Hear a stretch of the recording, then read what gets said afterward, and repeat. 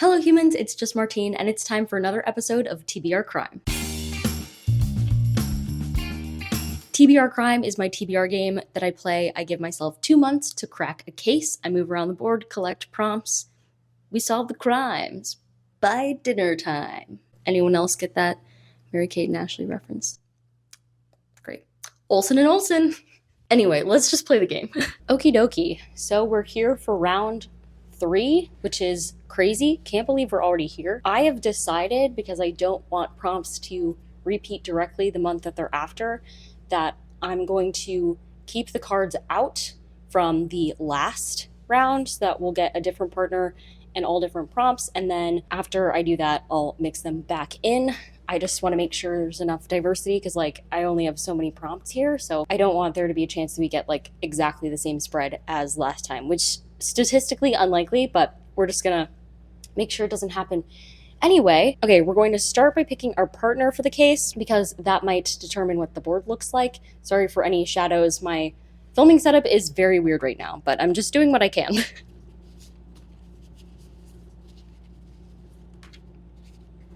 Okay, so we got Captain Dubois. His advantage is that we can pull one squad member into the case once per episode to use their advantage. Disadvantage is additional red tape, so every time we have a drudgery prompt on the board, so every time I put down a pink circle, I'm going to put down another pink circle in the spot right after. This needs to be a bit strategic because while I'm playing the game, I need to figure out whose advantage I want to use. I could use Bobby Derek's advantage. He was my squad member in the last game. That was based on book size. So if I get an intimidating read, I'll pull him in. Otherwise, I'm looking through these. A lot of them would not be helpful to be pulled in. So I think the advantage that I'm going to use once in this episode, if I need it or if I want it, is Jamie Soto's advantage, which is to double up once per episode. So I'll either use this or Bobby Derek's, which is about the size of the book and the prompts. Because if I end up reading a 1,000-page book, I want it to be worth as many prompts as possible. So, okay, with that said,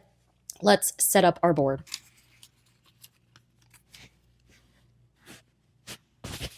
Off to a great start, immediately needing to put another pink circle.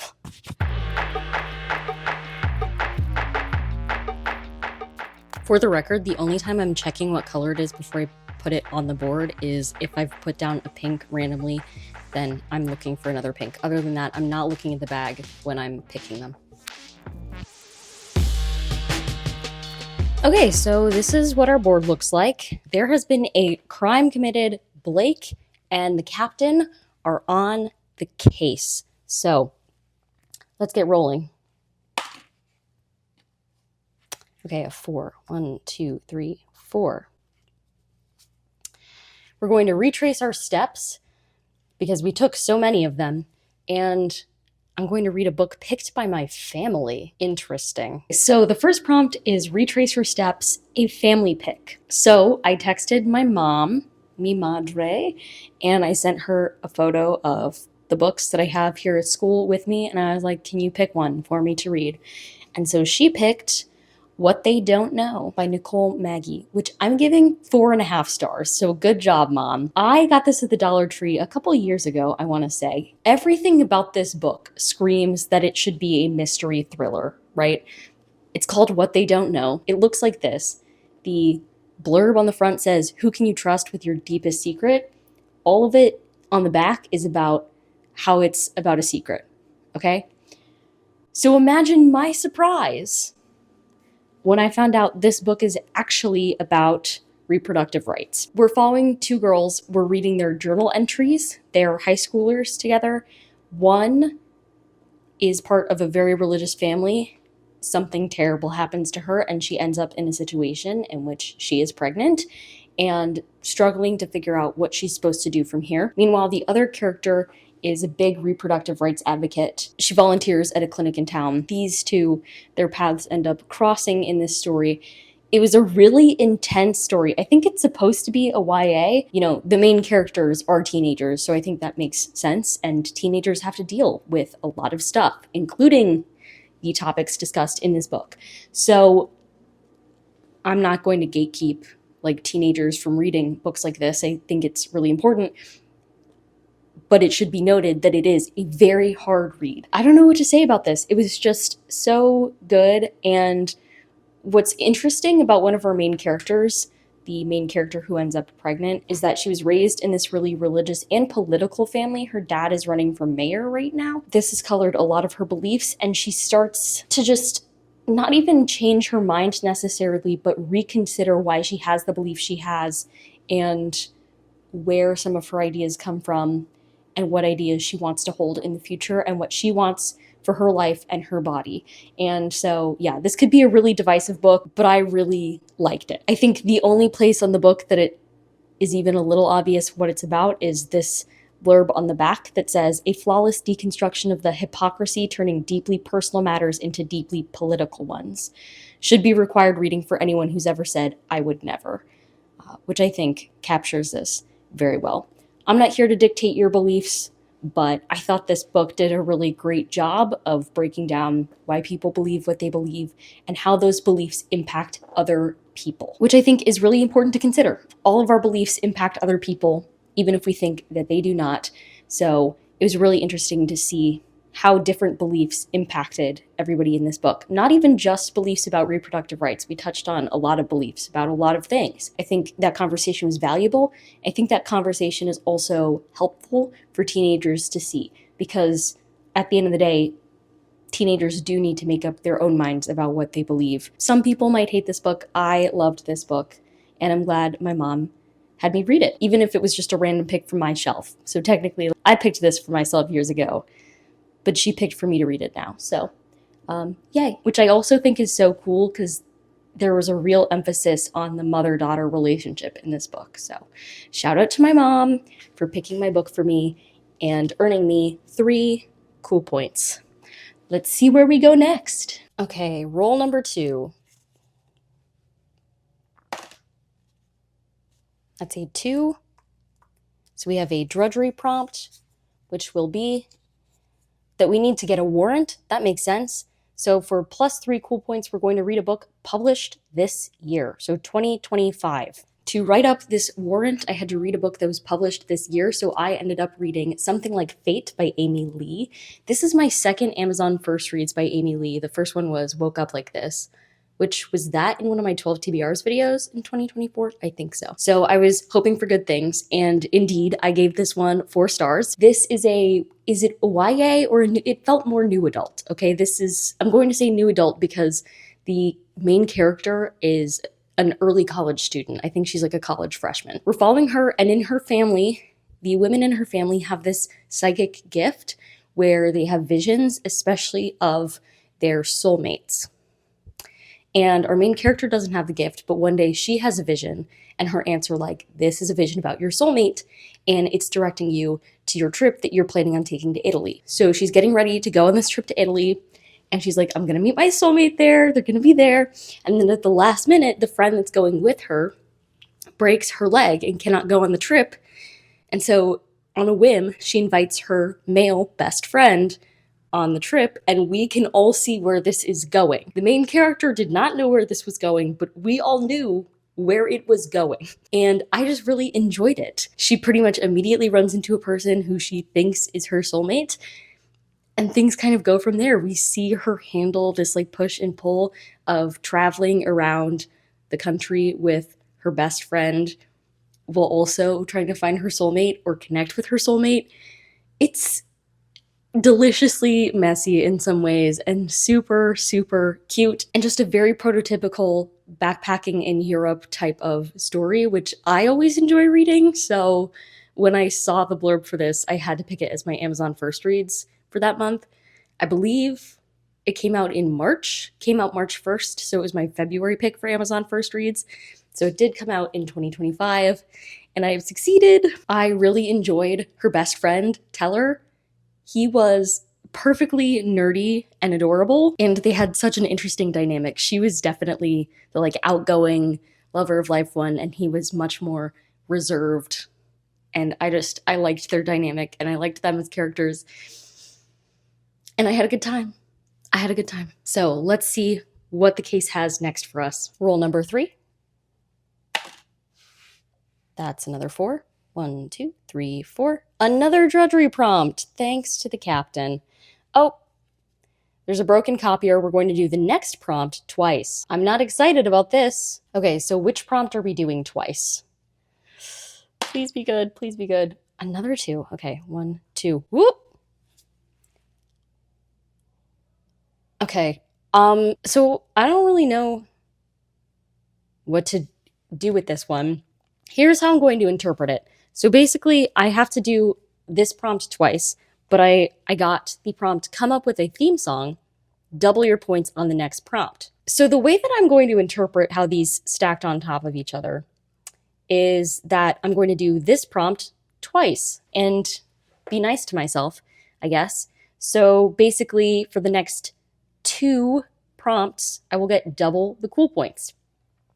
Still trying to find a book to read though, so let's go in for another roll. The first book that we'll have double points for is another action card, and it is to interview a witness for 3 points, but doubled 6 points, read a historical book. I can do that. I feel like things with the game mechanics just got a little complicated. I landed on broken copier, do the next prompt twice. So I was like, okay, what's the next prompt? And the next prompt is come up with a theme song, 2 times point on next prompt. So this is not a bookish prompt, but this is the prompt that we're doing twice. So to see the next prompt, which will be the first prompt for which we will double our points, we rolled again. And we got interview a witness for plus 3 cool points times 2, so plus 6 cool points, read a historical book. We finally got a book to read. And for this, I read After Alice by Gregory Maguire. I do think this counts as a historical. It is one of the first 3, I think, tags on Goodreads. Gregory Maguire is very famous for retellings or adaptations of famous stories, and so this one, if you could not tell from the cover, is a retelling-ish / adaptation of Alice in Wonderland. I think it counts as historical fiction because half of it takes place in Oxford during the story of Alice in Wonderland. So in this one, we're kind of following 2 separate plots. In the first plot, we are following Lydia, Alice's sister, who has discovered that Alice has gone missing again. Alice is very commonly just disappearing, living off in her own world. So everybody's like, Alice is gone. And they're not that worried about it at first, but they're like, we should probably look for her. And then we're also following Ada, who is actually this character right here, who is Alice's friend, best friend, I would say, who accidentally takes a tumble down the rabbit hole too, and is kind of one step behind Alice the entire time. So it is like half fantastical, half historical fiction. I'm giving this 3 stars, which is not bad considering the fact that I had only heard bad reviews of this book. It is slow. The writing is very particular, like hard to focus on at some points, but I thought it was a fairly creative retelling of Alice in Wonderland, to be one step behind Alice, to also see what people who were taking care of Alice thought about Alice as a child. That was pretty interesting, but it was slow and confusing at times, which, to be fair, Alice in Wonderland is also confusing at times as well. I actually think something, this did not play into my rating, but that bothered me most about this book was the font. For some reason, this font was really hard for me to read. It was almost like when I looked at the words, they were disappearing a little bit. I think that's because it's a very thin font, but it's also serifed. Reading this font was hard for my brain, is all I know. But overall, 3 stars, I will take it. To finish the broken copier prompt and to redeem these 2 points, I have to do the theme song prompt again with another prompt to get double points on the next prompt. Hopefully this is making sense. It's barely making sense to me, and it's my game. So let's roll to see what our second book that gets double the points will be. But for now, we will take these 6 points. Oh, also, if I had to come up with a theme song for this book, it would be She Fell Down and Now She's Lost. That's my theme song. You're welcome. Next up, for our Second prompt, wow, the shadows on this guy. Sorry for the lighting change. The lighting is changing quickly as the sun goes down. Basically, for our next prompt, that will be worth double the points thanks to our epic theme song and broken copier combining. We have 1, 2, 3. A clue. Okay, a stolen object resurfaces. I have to play another TBR game. But the good news is it will be worth 4 points, so yay. Well, I'm a little annoyed about this. I won't lie to you. At least we get double points out of it. What I decided to do is play Joke's on Me, which is my friend Bailey from Is Bailey Reading. It's her TBR game. And I'm using an old board. I'm starting from where I ended the last time I played Joke's on Me. I pulled a card. I got a 2. That means I moved 2 spaces and have to do that prompt twice.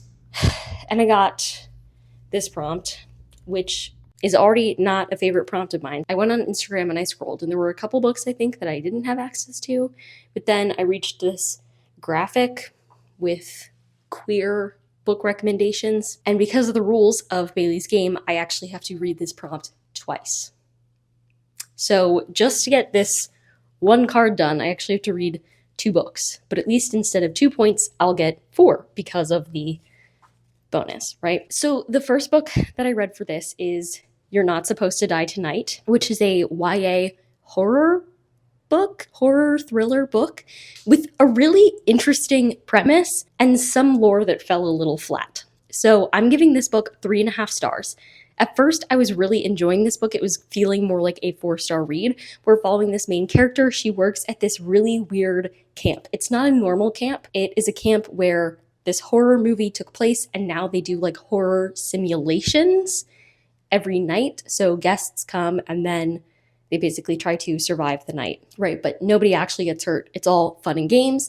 And our main character plays the role of the final girl, which is why she's not supposed to die tonight. But then things start getting a little weird.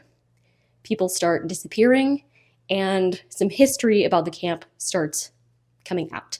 And our characters are kind of left to fend for themselves in this survival situation. That sounds really cool.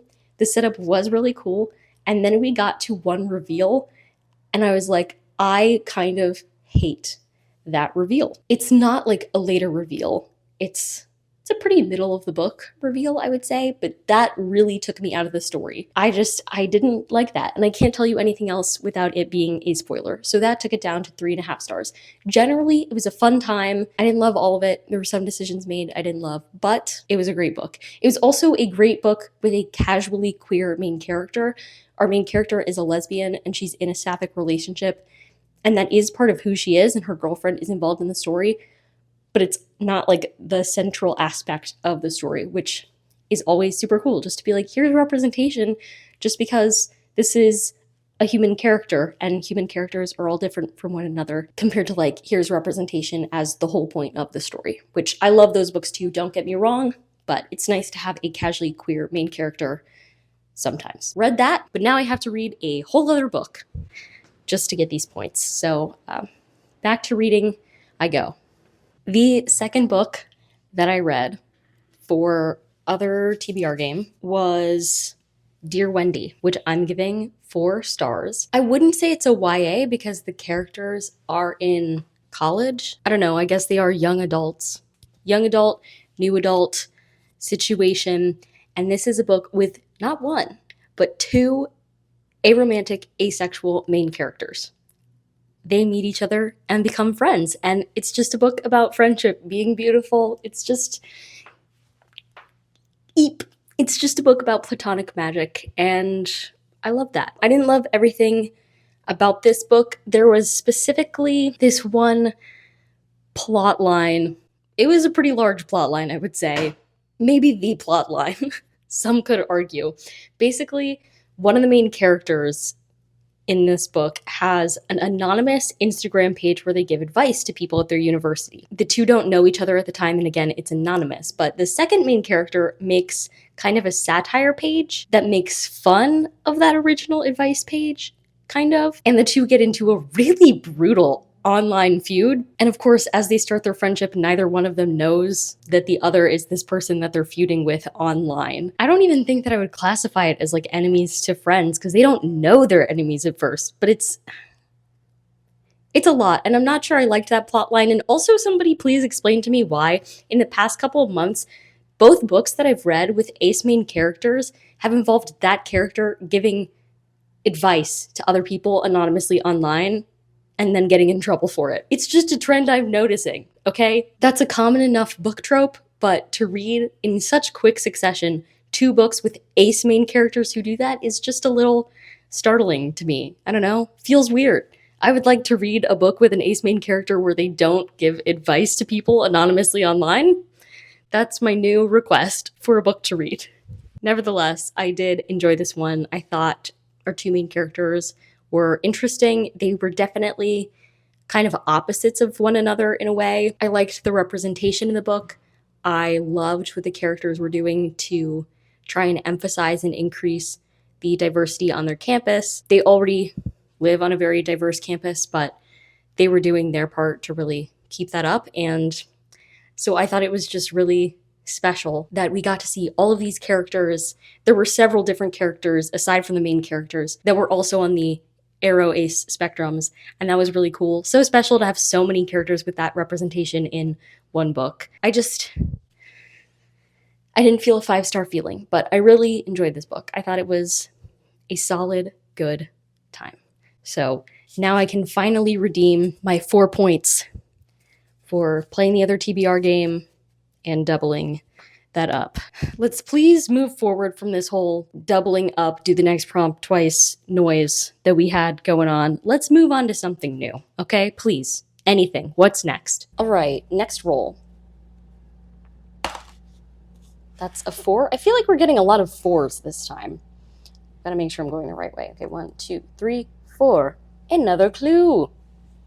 Oh, that was helpful. There's DNA found at the scene, so we need to read a book with the letters A, C, G, and T in the title or author. So not in that order, but just there has to be an A, there has to be a C, a G, and a T somewhere in the title and author. I think it's a funny prompt. Let me know if you laughed. Okay, I'll give my past self this. This prompt is very clever. DNA at the scene, plus 3 cool points if the letters A, C, G, and T are in the title and author.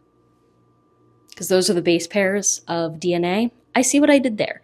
Turns out, this is actually a huge pain, which is maybe why it's worth 3 points instead of 1, because I realized it would be a harder prompt. Regardless, I managed to find one, and it was Kozu Hacks the Universe by Stephanie Gillis. I am taking the A and C from the word hacks, the T from the, and the G from Gillis to make my ACGT. And I'm giving this book, it's actually a short story, but I'm giving it 3 stars. We're following this girl named Kozu. She hacks into this thing, but she's not actually that good at hacking. She's more gotten in based on luck, like a key smash type situation. Not fully, but like basically, like she is not good enough to have done the hacking that she did. But the aliens that then kidnap her and a bunch of other hackers think she is. So now she's stuck in this situation where these aliens are like, we have gathered you here because you are good at this. And she's like, actually, I'm not. And she's thrust into these alien politics. I don't know. It was a pretty good story. It was pretty creative. Short things are really hard to make super impactful for me. I feel like I don't often give short things 4 or 5 stars. That's a my bad situation, not a specific problem with this short story.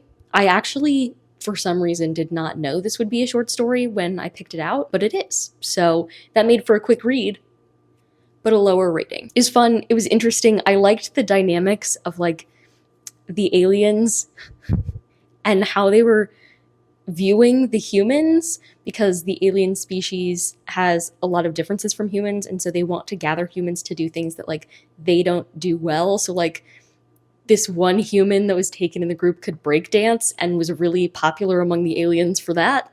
I thought that was so silly and creative, and they just valued the arts in general because that was like not a thing that they were good at. But it's a short story and it was kind of meh because of that. But it did have A, C, G, and T in the title plus author name. So the DNA was found, bag secured, plus 3 cool points. Okay, now that we found that DNA, let's see where we're headed next. Another 4. Okay, 1, 2, 3, 4. Captain is coming in clutch with another drudgery prompt. Oh, so we ran into some red tape and we're going to have to complete every prompt between here and the last spot. I guess I could be earlier in the board, so like, I shouldn't really be complaining about this, but let's go see what the other prompts are, because only after we do those prompts can we get these 2 cool points. So back to the board. More drudgery. We need to write a police report, so I'm going to read a true crime book. I can do that. In order to write up this police report and get plus 3 cool points, I needed to read a true crime book.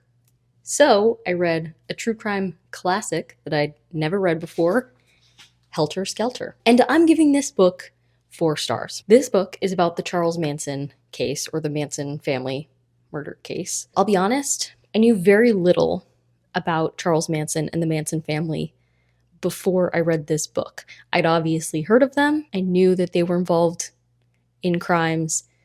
I knew what Charles Manson looked like. I had seen photos, but I didn't know like details of the case. And I think the most interesting thing I experienced while reading this book was the realization that not understanding this case probably really messed with my enjoyment of a movie I watched a couple years ago, Once Upon a Time in Hollywood, because it was only after I read this book and went back and reread the like synopsis of that movie that I realized just how much of a role this case played in the script of that movie. So I was clearly missing some information that's helpful in enjoying that movie. This book was pretty interesting. It was too long, and it was very, very detail-oriented. And that's probably because it was co-written with the first author listed being the prosecuting district attorney on the Manson case. A lawyer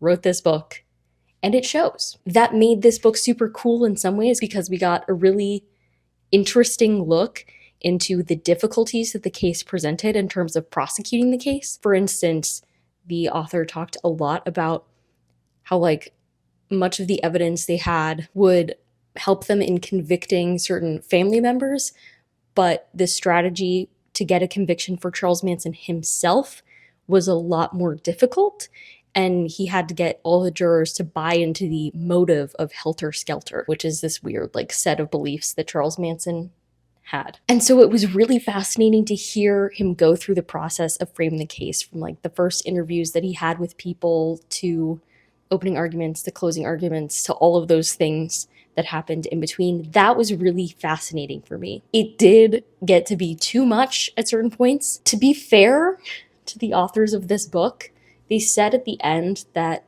this case was so big, trial transcripts from all the different parts spanned more than 35,000 pages. So this book clocking in at under 700 pages, I guess, is a minor miracle. Nevertheless, it did feel too long and too slow at times. I think the beginning and the end were where there were problems in the way that this was written, mainly because I found the middle fascinating, and the middle was mainly about like the meat of the trial. In the beginning, we're setting up the crimes, telling what happened in the crimes, like before they have suspects. And in the end, we're talking about the aftermath of the trial. So all the different things that came after it. And both of those things should be a part of the story that's shared, but like the most interesting part to me at least was the trial itself, like preparing for the trial and then the beginning of the trial. So yeah, 4 stars, did not reach a 5-star because it was a slog at times, but I learned a lot from this. I think it's super interesting that they had the district attorney write this book. Like, that's just an interesting perspective. I don't believe I've ever read a true crime book that was at least partially written by the prosecuting attorney. So that was interesting. And it was also interesting to hear the author talk about what his job meant to him as like the lawyer of the people, big P people. So yeah, I learned a lot, but it was just some drudgery to get through, which I guess is the point of the pink prompts, right? Nobody likes writing a police report. So mission accomplished. For yellow, we're coming up with yet another theme song because I love theme songs, apparently. And for +4 points, we're going to read a poetry collection. That's nice. Poetry, poetry, that just reminds me that I don't understand poetry. That's my theme song. Because I had to read poetry, and I ended up reading Time is a Mother, which I gave 1.5 stars. There has never been, maybe, a book that was so clearly my problem for not liking it in the way that this one is. Because people have given it 5 stars. Andrew Garfield highly recommends this book. I didn't get it at all. And in fact, I just had a terrible time with this. I don't even know how to describe it to you. There's no good way to describe it. It's poems, but to me, they didn't make any sense. They were jumpy. I didn't understand the messages or themes behind any of them. I'm just going to say that boldly. Not a single one of them landed for me, which I think is rare and special in its own way. You know, usually I can at least find one poem that I'm like, oh, okay. And this one, no. No, I couldn't. So it's not that I don't recommend this book, it's that I cannot recommend this book. There has to be something there because so many people love it. And I get that I am the problem. Oops, but at least I get 4 cool points. So anyway, on to the next one, I guess. And then for our last prompt, another drudgery prompt, we're getting a witness statement, and I need to read a book that's been blurbed by someone familiar. Probably like an author I've read from before or something like that. Okay, I can do that. It only makes sense to do a little more paperwork. So we're going to collect a witness statement, and for 3 cool points, we're going to read a book blurbed by someone familiar. So for this, I went ahead and picked Teacher of the Year by M.A. Wardell? Wardell? I don't know, which has been blurbed by Alice Oseman, one of my favorite authors of all time. And so I went ahead and gave this a read. It was actually the first book that I picked up after I finally finished all of the books that I had been currently reading after the month of March. So that was exciting. And I'm giving this book 4 stars. It's a queer romance featuring an elementary school teacher. Specifically, he's a kindergarten teacher and a dad of one of the students in his class. Basically, partway through the school year, he gets a new student. It's a young girl who has a single dad, and her dad has a bit of a complex history. The two start to grow close, and things escalate from there. It's a queer and wonderful time. I feel like, okay, I did find the main character annoying at times because he had this really bad habit of running away, and I mean physically, when he got scared. I understand that's a response some people have, but I needed him to get it together at some points. Spoiler alert, eventually he did. I do feel like the relationship was handled very well.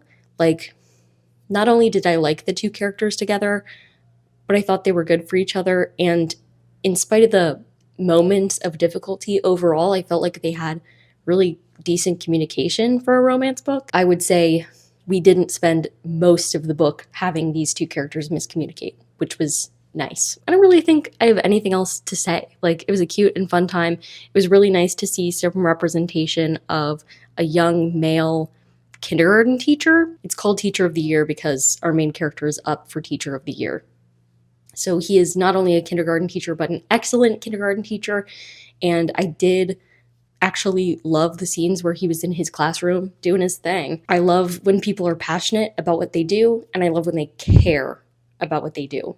And our main character definitely cared about what he was doing as a kindergarten teacher and was very good at it. So overall, yay. Alice Oseman's recommendation did not disappoint. If there's a reason I would say that I didn't give this a 5-star, I just didn't get a 5-star feeling from it, really. It was like objectively good in my opinion. There wasn't anything that I was like losing my mind over, and that's really how I have to feel to give a book 5 stars. And losing my mind sometimes while reading a book usually leads to a 4.5 stars. But this book, I was just kind of coasting. I enjoyed it, but I was coasting. 4 stars it is. And I will take these 3 points. And with that completed, the case has been closed. Blake and the captain have successfully solved the case. Hooray! As I'm filming this outro, it's May 3rd, but I did finish my last book sometime in like the last full week of April, I think. So I successfully completed the round on time. I read a total of 9 books for this and earned a total of 33 cool points. This means that my total number of cool points to date is 88. We are closing in on that 100 mark. I still don't know what that means. If you have ideas of what should happen with cool points, please let me know. Otherwise, I'm going to end this video here. If you liked it, go ahead and give it a big thumbs up and comment down below what was your favorite prompt this round and what should I do with my cool points, and subscribe for more bookish and college lifestyle content. And until next time, bye humans, bye!